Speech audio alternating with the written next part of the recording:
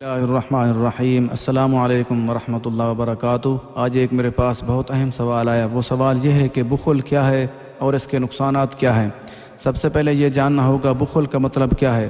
بخل اس چیز کو کہتے ہیں جہاں اللہ تعالیٰ اور اس کے رسول پاک صلی اللہ علیہ وآلہ وسلم نے خرچ کرنے کا حکم دیا ہے، خرچ کرنے کا، وہ جو خرچ نہیں کرتا وہ بخل کرتا ہے۔ جو بخل کرتا ہے اس کو بخیل کہتے ہیں۔ جیسا کہ مثال کے طور پر اپنے گھر والوں پر اور رشتہ داروں اور دوستوں پر اور صدقہ و خیرات، فطرانہ، زکوٰۃ، اس کا سادہ مطلب ہے کنجوس۔ جو اپنے یہ صدقہ و خیرات یا اپنے گھر والوں پر اچھے طریقے سے جو خرچ کرنے کا حکم ہے، جو خرچ نہیں کرتا اس کو بخیل کہتے ہیں۔ اس کا مطلب یہ ہے کہ وہ بخل کرتا ہے۔ ایک حدیث مبارکہ عرض کرنا چاہوں گا کہ سرکار دو عالم صلی اللہ علیہ وآلہ وسلم نے ارشاد فرمایا، مومن میں دو عادتیں جمع نہیں ہوتی، مومن میں دو عادتیں جمع نہیں ہو سکتی۔ پہلی عادت کیا ہے کہ وہ بخل نہیں کرے گا، اور دوسری عادت کیا ہے کہ وہ بد اخلاقی نہیں کرے گا۔ دیکھو ہمیں اس چیز پہ غور کر لینا چاہیے۔ اس کا مطلب یہ ہے کہ جو مومن ہے وہ بخیل نہیں ہو سکتا، اور جو دوسرا مومن جو ہے وہ بد اخلاق بھی نہیں ہو سکتا۔ اس کا مطلب یہ ہے کہ جو مومن ہے وہ بخل نہیں کرتا، جو منافق ہے، جو بخیل ہے، اس کا مطلب یہ ہے کہ وہ منافق ہے۔ اس کا مطلب آگے یہ ہے کہ جو حسن اچھی عادتوں والا ہے وہ مومن ہے، جو بری عادتوں والا ہے، جس کا اخلاق اچھے نہیں ہیں، وہ بھی منافق ہے۔ یہ سنن ترمذی شریف کتاب البر والصلاۃ حدیث نمبر 1969۔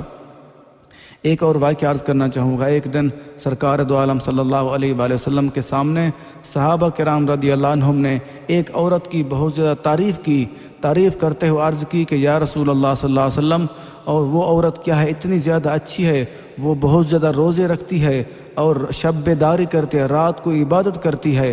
آگے انہوں نے عرض کی کہ ایک چیز اس کے اندر ہے، وہ بخل کرتی ہے۔ تو سرکار دو عالم صلی اللہ علیہ وسلم نے ارشاد فرمایا، پھر اس کے اندر کون سی بھلائی؟ پھر اس کے اندر کوئی بھلائی نہیں۔ اللہ اکبر۔ اس کا مطلب یہ ہوا کہ اگر انسان جتنی عبادتیں کرتا رہے، نفلیں پڑھتا رہے اور روزے رکھے، اور وہ بخیل ہے، پھر اس کے اندر کسی قسم کوئی بھلائی نہیں ہے، پھر ان کا روزوں کا اور عبادتوں کا کوئی فائدہ نہیں ہے۔ اس کا مطلب یہ ہمیں اس چیز سے واضح یہ پیغام مل رہا ہے کہ پھر اس میں کوئی بھلائی نہیں ہے۔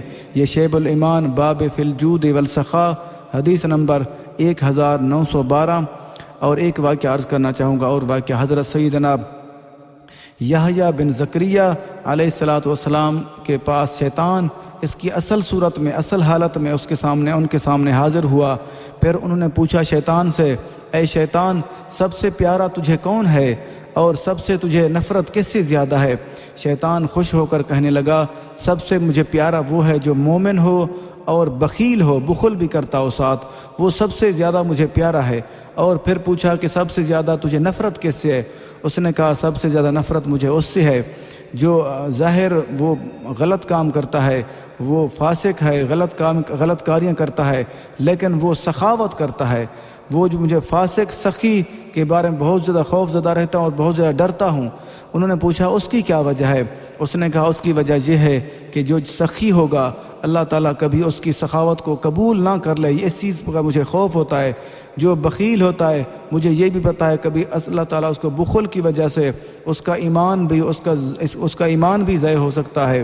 پھر وہ پریشان ہوا، اس نے کہا اے حضرت یحییٰ علیہ السلام، اگر اللہ کے آپ نبی ہیں کہ مجھے پتہ ہوتا ہے کہ حضرت آپ یحییٰ علیہ السلام ہیں، کہ اب آپ زکریا علیہ السلام، یحییٰ علیہ السلام کے بیٹے زکریا علیہ السلام ہیں، تو میں آپ کو یہ باتیں بالکل نہ بتاتا۔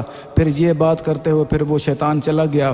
ہمیں اس چیز پہ غور کر لینا چاہیے، اگر ہم سے کسی قسم کوئی غلطی ہو جائے لیکن ہمیں بخل بالکل نہیں کرنا چاہیے۔ اگر ہم اچھے انسان، اچھی باتوں والے بن جائیں، اگر بخیل ہوں گے تو پھر ہماری عبادتیں، ہمارے وہ چیزیں کسی کام کی نہیں ہیں۔ ہمیں سب سے پہلے اس چیز پہ غور کر لینا چاہیے کہ ہمیں بخیل نہیں بننا چاہیے، ہمیں سخاوت ہر وقت کرنی چاہیے۔ اللہ تعالیٰ سے دعا ہے کہ اللہ تعالیٰ ہم سب کو بخل کی لعنت سے محفوظ رکھے اور سخاوت جیسی نعمت عطا فرمائے۔ آمین۔ اللہ حافظ۔